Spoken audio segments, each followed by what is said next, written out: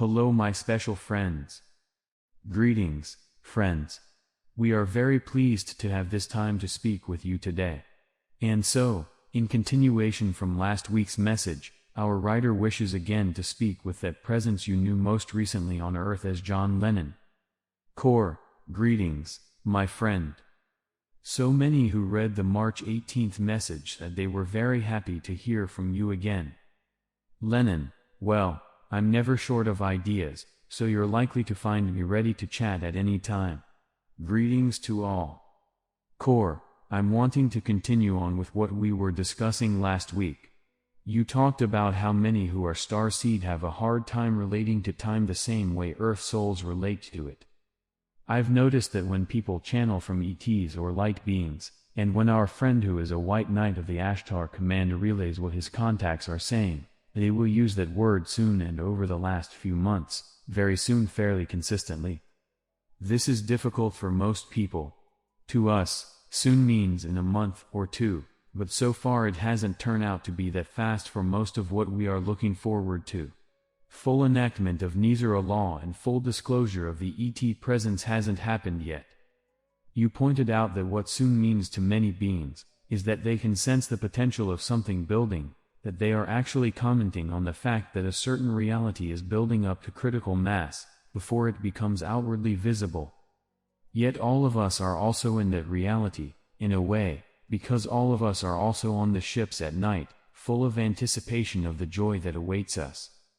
But in those moments, we're in the etheric. We don't experience time that way while in an awake state yet, so we feel a bit let down some days. Lennon, I would say, don't judge along the old 3D lines of thought. You're all experiencing plenty more than you realize. For one, your brains are functioning differently now than they used to. Your waking thoughts are taking on a higher order, and you are interweaving the high heart and its intuitive understanding with your thought processes more often, including the nonlinear view of time. Part of that is this powerful, sentient light pouring in, which contains elements that Earth has not experienced in a long time, or a purer form of them than she has known for a long time. And part of that is the fact that all of the energy in the cosmos has shifted to a higher order. Everything is ascending, and not only Earth. So humanity's inner light is increasing, and so are your interdimensional awarenesses, your cities, advanced spiritual abilities, and clairabilities, clairvoyance, clairaudience, clairsentience, etc., and your memories. Memories of what?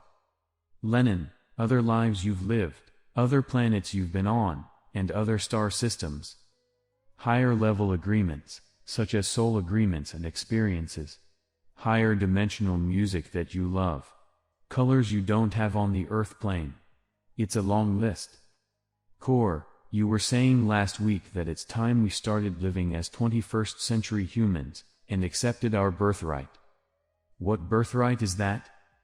Lennon, you're familiar with the fact that it's not just your DNA and overall consciousness that got downgraded when the current usurpers came in.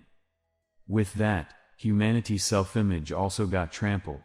You were creator gods and goddesses, but over a few centuries, they managed to grind humans down to where you felt that life just happens to you, and that you had little to no control over your reality. And now we are realizing we create all of our experiences, yes. Yet we are still subject to the astrological alignments we have no control over. No say on how long it will take the universe to evolve. Lennon, it is true, even given that. You are still creators, because how you hold those issues in your heart-mind determines much of the quality of your day-to-day life. You are the universe, that's the part you lost, and now you're regaining it. I wonder how long it will take us to get that back. Because most people are given very clear specifications in childhood about who they are, what's possible for them, and what life is like. We spend hundreds of lifetimes on this earth, most of us, hearing very early on about what is not possible for us, so that over time, even the most forward-looking child is squashed into denial and a very small self-concept. Lennon, these energies are reversing much of that. Much of awakening means remembering. You are rejoining with lost aspects of your consciousness, and even bits of your soul held in other realms. You are all healing the fracturing of soul and heart-mind, suffered over the centuries. Core, so now I want to ask, what's that got to do with the oncoming full disclosure? Lenin, everything, because as you reclaim your place as children of the universe, and not only children of Earth, you begin to see that it's not only the world that's your oyster, but the all that is. Core, I wouldn't know what to do with endless possibility. I'm just thinking in terms of, how do we finally end wars on this planet? How do we get everyone fed and housed and assisted with medical issues? How do we create fair government structures, and oust the frauds and deceivers? My interests are more down to earth at the minute. Lenin, and that is best, because of course you and your light-bearer friends are full of love and concern for Earth life. But everything is intertwined with everything else. Once people begin to understand that they are not alone in the universe, and that they can accept help from the star nations, that they have family amongst them, well, that changes everything. Then the small self-concept dissolves, the lies and false programming fade away, and the true face of everyone and everything emerges for all to see. Core, then we really remember who we are, and who we're meant to be. Lenin, absolutely. This goes beyond what people image as individual, personal manifestations. This changes the whole playing field. Because now you are in the quantum. Now your reach extends out as far as your higher good will allow. Core, and then we are truly once again, a part of the galactic expanse, integrated with the other civilizations. Hopefully. Lenin, they welcome you. We all do. Naturally, some are more neutral than others, and some more wary of Earth civilization than others. Yet many with arms held wide open. Core, I hope they will be patient with us. We have a lot to understand yet, and a lot to remember. Though we used to travel the stars, we haven't for a long time. Lenin, it will all come back to you. In a sense, you never really left. Core, thank you, my friend. That gives me hope that we are nearly there. Lenin, and so it is. Can you grasp all this as real in your heart-mind? Then you are already there. Namaste, friends. We bow to the divinity within you all. Channel, 𝗘𝗡𝗪𝗘𝗥𝗙𝗪. Read and practice this, each day.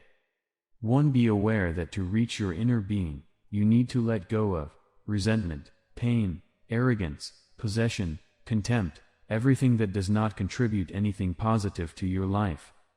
2. Be aware that to reach your inner being, you need humility, believe in yourself, forgive, be grateful, respect and love all that was created on earth and in heaven. 3. Free yourself from beliefs and dogmas, which for so long did not allow your spirit to flow freely. Your true religion is what is within your spirit. 4. God exists and is in each of us. Look for Him, and when you find Him you will see that He has always been inside you.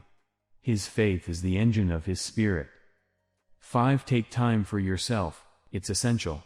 You need to be with yourself, in silence, and feel the energy, which runs inside you. Give yourself a wonderful time of bliss by contemplating your light. And above all, listen to your silence, feel your peace, and you will see that love flows throughout your body, throughout your wonderful being. 6. You are a very special being, you are unique, nobody can feel like you, nobody can love like you.